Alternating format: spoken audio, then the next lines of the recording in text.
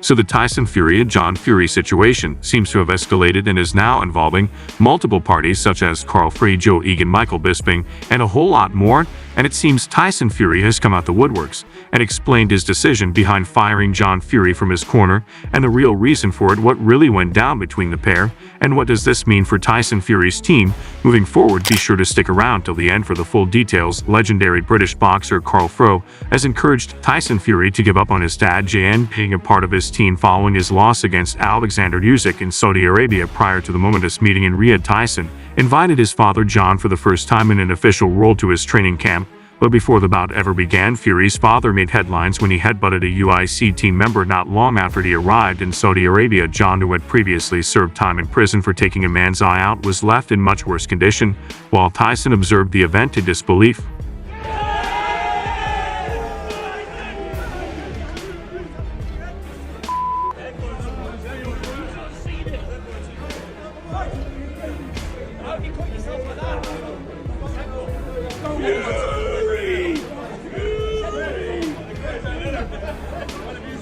Be sure to subscribe to the channel and turn on the post notification bell.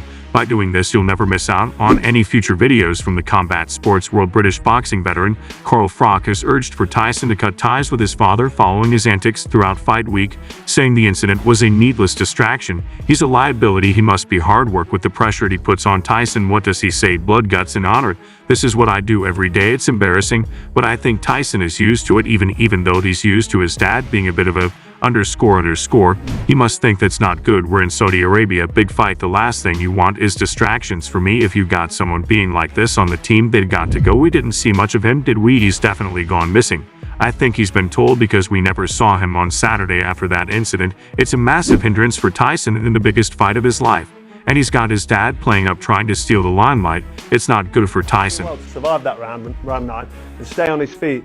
But the referee was kind of hesitant and trying to get involved and trying to almost looking like he was going to stop the fight. And when you're fighting, you're letting shots go. I had it against Lucian Bute. You think you're going to go for the finish. The referee kind of jumps into, I don't know, he's in between decisions. And it was bad referee. And I don't want to give the referee stick, but I'll be honest, it was confusing. When Alexander Usyk landed a couple of good shots on Tyson's chin, his legs went and then he stumbled onto the ropes. So what happened there was, because he was kept up by the ropes, it's still classed as a knockdown.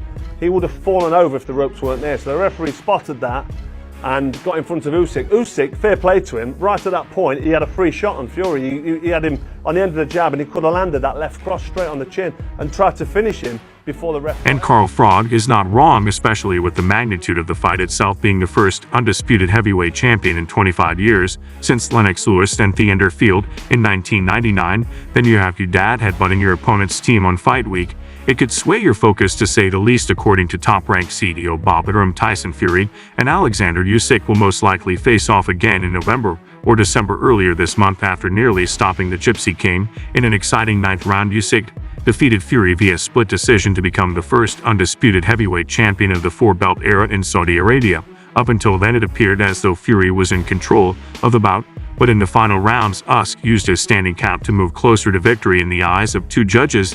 The other way I looked at it, and I was sitting with Frank Warren, and after the 10th round I told him that Tyson has to win one of the next 2 rounds to win the fight. He didn't win the 11th, but he clearly won the 12th round. I had the first round for Usyk, then the next 6 rounds for Tyson, the rest for Usyk, except for the last round, which I gave to Fury. I had 7 rounds to 5. I had Tyson winning by 1 point, as did one of the judges' rematch clauses call for Fury and Usyk to rematch. But it's unclear if that rematch will be for the undisputed title, with the possibility of the crown becoming vacated. I know Tyson is anxious for the rematch. Arum continued, I think probably it will be in November or December, because you can't do it in October. The guys have been training for a whole year, and now for them to go back into training makes no sense. So I think late November, early December, or mid-December would be ideal for the rematch. I think the contract provides for Saudi Arabia to do the rematch, and the truth is that doing it anyplace else would be impossible, even without the contract, because nobody could afford those purses, as big a fight as it is, and the Saudis are great hosts. I thought the presentation of the event was terrific, so unsure the rematch would occur in Saudi Arabia. Before we go any further into the video, how do you guys see the rematch between Alexander Usyk and Tyson Fury going? Will it be repeat or revenge? And should Tyson Fury get rid of John Fury for the fight? Comment down below, as it'll be extremely interesting to see where Tyson Fury goes with his game plan for the rematch, as it really is the be-all and end-all for him, because if he loses again, he might as well call it a day, or of course, fight Anthony Joshua, depending on how events pan out in his other fight against the winner of Daniel Duel and Filip Hrgović. But then if he has the correct game plan and wins, it sets up a huge trilogy against us, which would break records. Frank Warren did recently confirm that Tyson Fury is officially activating his rematch clause against us. He's back here, he's recuperating, and his mood is that he wants the rematch. And that's already signed for, so it will happen, said Warren. Clips at his press conference following the bout book stated that he is ready for the rematch. Fury, who has maintained that he was unlucky to have given up on the decision, will be thrilled to have the chance to defeat Usyk again. I believe I won that fight. I think he won a few of those rounds, but I won the majority of them. Fury said his country is at war, so people are siding with the country at war. Make no mistake, I won that fight in my opinion. One thing is for sure from Tyson Fury's reaction to John Fury's antics all fight week, it's apparent he's made his mind up and will most likely avoid bringing him into his corner, as he's too emotional, rightly so, considering it's his son we're talking about.